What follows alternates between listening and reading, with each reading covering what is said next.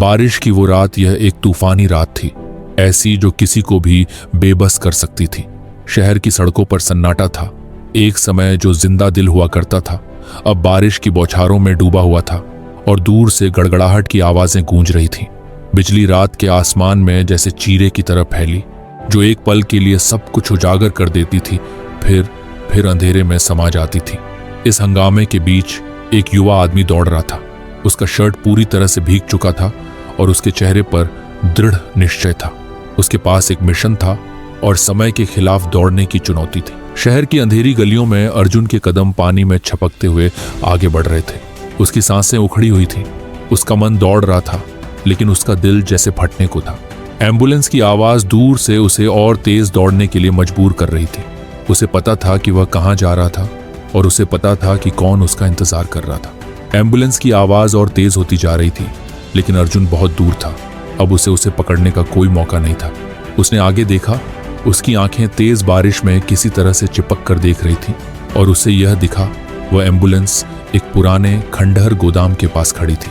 Red lights बेमानी रूप से चमक रही थीं और एक डरावनी रोशनी दे रही थी। चिकित्सा कर्मचारी जल्दी में अंदर जा रहे थे, लेकिन अर्जुन को रुकने का समय नहीं था। वह दौड़ते हुए और तेज हो गया, जैसे उसने अपनी जिंदगी की सबसे तेज दौड़ लगाई हो, क्योंकि हर कदम उसे भारी महसूस हो रहा था। लेकिन उसके भाई वीर का ख्याल उसे आगे बढ़ने के लिए प्रेरित कर रहा था। शहर के दूसरे हिस्से में वीर एक अंधेरे वैन में बेहोश पड़ा था। उसका शरीर झगड़े में घायल हो चुका था। वह अंडरवर्ल्ड के जाल में फंस चुका था, एक ऐसी जगह जहां वह कभी नहीं जाना चाहता था। लेकिन अब फंसा हुआ और घायल, उसके पास कोई रास्ता नहीं था। दूसरी दुनिया में अर्जुन एक सर्जरी बैठक में अस्पताल के पास खड़ा था।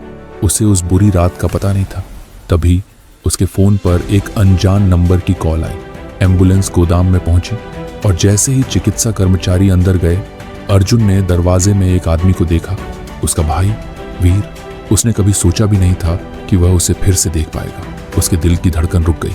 वीर, उसने चिल्लाया, लेकिन तूफान की आवाज ने उसकी आवाज दबा दी। वीर ने सिर उठाया। उसकी आंखें धुंधली थीं, जैसे वह उस आवाज को पहचान रहा हो। एक पल के लिए दोनों एक दूसरे को घूरते रहे, विश्वास नहीं कर पा रहे थे। अर्जुन उसकी ओर दौड़ा, अपने हाथ फैलाकर, लेकिन उससे पहले ही वीर गिर पड़ा।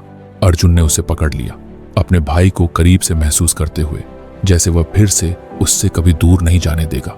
आंसू बारिश के साथ मिल गए और ऊपर का गड़गड़ाहट जैसे उन भावनाओं का प्रतिध्वनि कर रहा था जो दोनों ने अंदर दबाई थी। वे भाई थे जो किस्मत के हाथों बिछड़ गए थे, लेकिन अब फिर से एक साथ थे। बारिश के साथ साथ अर्जुन और वीर थक कर और टूट कर जमीन पर लेट गए थे। अर्जुन धीरे से अपने भाई के हाथों को थामे हुए था, जैसे फिर से उसे कभी छोड़ना ना चाहे। मुझे माफ करना वीर, अर्जुन ने धीरे से कहा। मैं वहां होना चाहिए था। मुझे यह समझना चाहिए था कि तुम क्या जा रहे थे। वीर ने उसकी ओर देखा। उसकी आंखें दर्द और आंसुओं से लाल थीं। उसने धीरे से अपना हाथ उठाया, अर्जुन का हाथ पकड़ते हुए। अब देर नहीं हुई, उसने नर्म आवाज में कहा। तूफान के साए में, रात की ठंडी गोदी में दोनों भाई एक दूसरे को गले लगा रहे थे, जैसे वे कभी अलग ना हो। अलगाव, दर्द और गलतफहमियां उस पल में धुंधली हो गईं। उन्होंने बहुत कुछ सहा था, लेकिन अब वे फिर से एक साथ थे। कुछ दिनों बाद एक नई बनाई गई अनाथालय खड़ी थी, जिसका नाम प्लेट पर लिखा था माँ का आशीर्वाद, और यह सूरज की रोशनी में चमक रही थी। बच्चे खेल रहे थे, हंसते और दौड़ते हुए। उनकी खुशी संक्रामक थी। अर्जुन और वीर दरवाजे पर खड़े थे। उनकी आंखों में आशा थी। दर्द, खोने और पुनर्मिलन की यात्रा उन्हें यहां तक लेकर आई थी। तूफान गुजर चुका था, लेकिन वह रात हमेशा याद रहेगी जब दो भाई फिर से एक दूसरे को पा सके।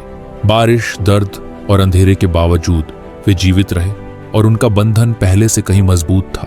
क्या आपका भी कोई भाई है तो मुझे कमेंट करें और इस वीडियो को लाइक और मेरे चैनल को सब्सक्राइब करें।